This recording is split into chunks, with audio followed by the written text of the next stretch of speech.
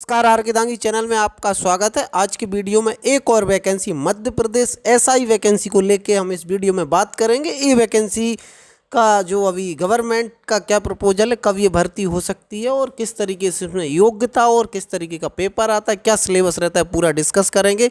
लेकिन दोस्तों, चैनल पर वीडियो पहली बार देख रहे हैं तो चैनल को सब्सक्राइब करके बेल आइकन को ऑन कर दें, जिससे आपको आने वाला हर अपडेट सही समय पर मिल सके। एक और ज़रूरी सूचना, अगर आप एमपीएसआई या एमपी कांस्टेबल की तैयारी कर रहे हैं, आप इस भर्ती की तैयारी आप कर रहे हैं, तो फिर आपको परीक्षा ऐप पर जो फुल लेंथ टेस्ट सीरीज है उसको अगर आपको परचेज़ करना है और आप चाहते हैं वो परचेज़ करना, तो आपको ये कोड यूज़ करना है आर के दांगी 50।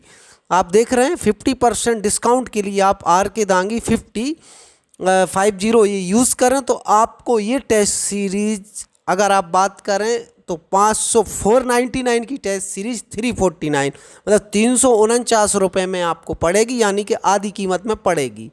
तो आप अच्छे से समझ लें कि जो चीज़ आपको 499 की थी वो 349 रुपये में आप इसको परचेज़ कर सकते हैं। ये बहुत अच्छा, एक आपको खुद को चेक करना है इस एग्ज़ाम से रिलेटेड किस तरीके का एक्सपेक्टेड क्वेश्चन रहते हैं इस टेस्ट सीरीज़ के अंदर बनाए हुए हैं। तो आप ये ज्वाइन जरूर कर लें, ये परचेज़ कर लें टेस्ट सीरीज। अब हम आ जाते हैं अपनी ये जानकारी पर। 2017 में ये वैकेंसी निकली थी और उस 17 में वैकेंसी काफ़ी अच्छे पदों पर भर्ती हुई थी। यहाँ पर आप देखेंगे लगभग 611 टोटल पद थे और लगभग अगर इस बार भी सरकार के पास प्रपोजल बन चुका है, बहुत जल्द अगले 2 या 3 महीने में ये वैकेंसी आ सकती है, इस तरीके का अभी इन्फॉर्मेशन निकल के आ रही है। तो आपको करना क्या है, ये इस तरीके से जो मध्य प्रदेश सब इंस्पेक्टर हो गया, सूबेदार हो गया, ये ग्रेजुएशन लेवल के पद हैं। इनमें अगर आपने ग्रेजुएशन किया हुआ है, सिंपल आपने बीए, बीकॉम, बीएससी कुछ भी किया हुआ है, तो आप मध्य प्रदेश में सब इंस्पेक्टर या सूबेदार बन सकते हैं। मध्य प्रदेश में एसआई या सूबेदार की पोस्ट के लिए आप तैयारी कर सकते हैं, आप एलिजिबल हैं।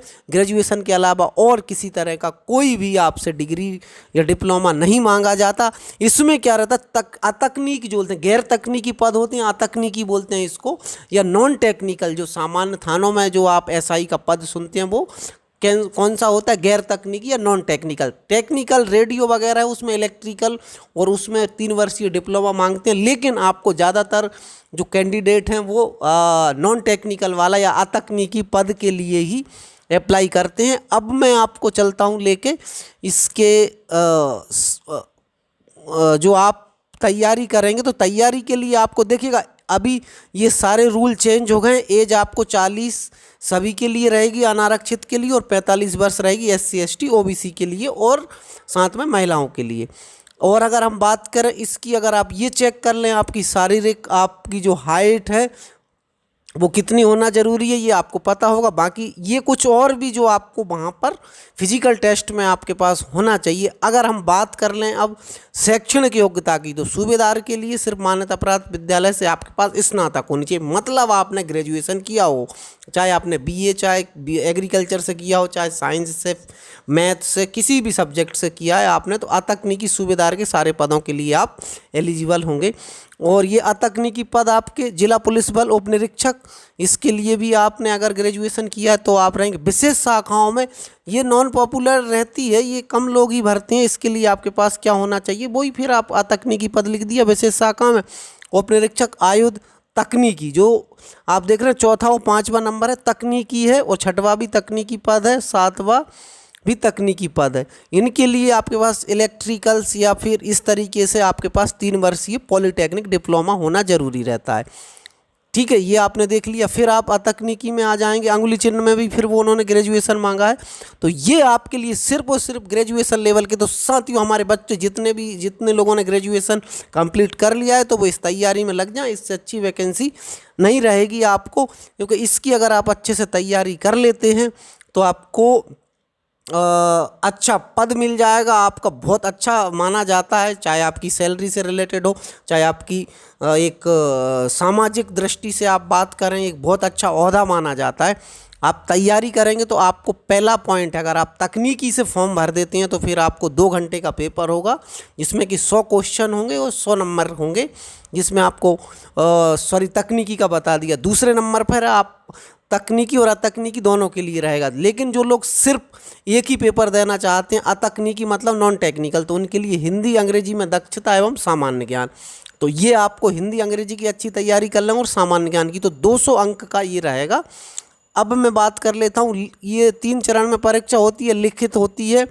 आपकी लिखित परीक्षा के आधार पर फिर आपको सेकंड राउंड फिजिकल टेस्ट के लिए, फिर इंटरव्यू के लिए, इस तरीके से चुना जाता है।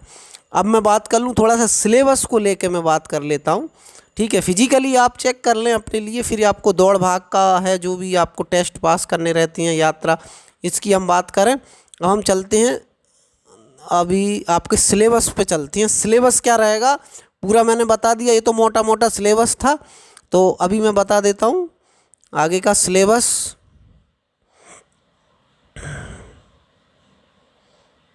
देखिएगा आप, हम चलते हैं 42 नंबर पेज पर दिया हुआ है ये। अगर हम बात करें तो इसमें अगर हम सिलेबस की बात करें तो ये दिया है आपका सिलेबस, केवल तकनीकी पदों के लिए ये दिया हुआ है।